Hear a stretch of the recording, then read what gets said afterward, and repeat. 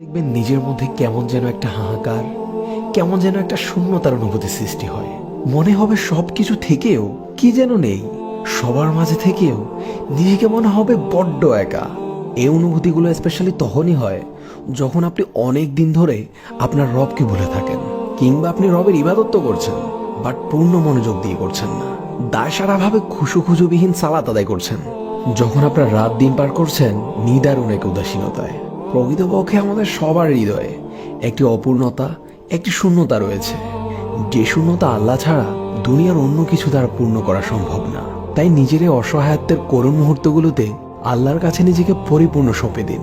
যেভাবে সম্ভব নীরবে, ফুপিয়ে অথবা হাউমাউ করে আল্লাহর দরবারে ইচ্ছে মতো কাঁদুন। আপনার রবের কাছে যে আপনার চোখের পানি অনেক মূল্যবান, আপনি তো তা জানেনই। আল্লাহ তার পাপিষ্ঠ বান্দাদের শাস্তি দেওয়ার জন্য জাহান্নাম সৃষ্টি করেছেন, আর এই জাহান্নামে রয়েছে ভয়ঙ্কর আগুন, যা বান্দার কলিজা পর্যন্ত ভেদ করে ফেলবে।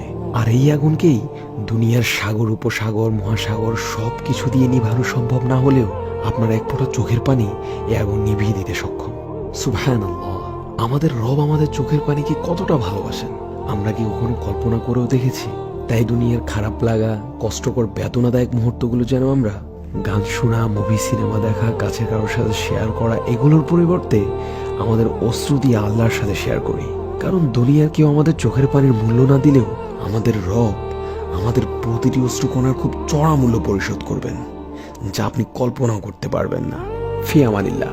এতক্ষণ পর্যন্ত আপনার সাথে ছিলাম the star of knowledge team থেকে আমি সৈয়দ আহমদ ফাহাদ। ভালো থাকবেন। আসসালামু আলাইকুম ওয়া রাহমাতুল্লাহ।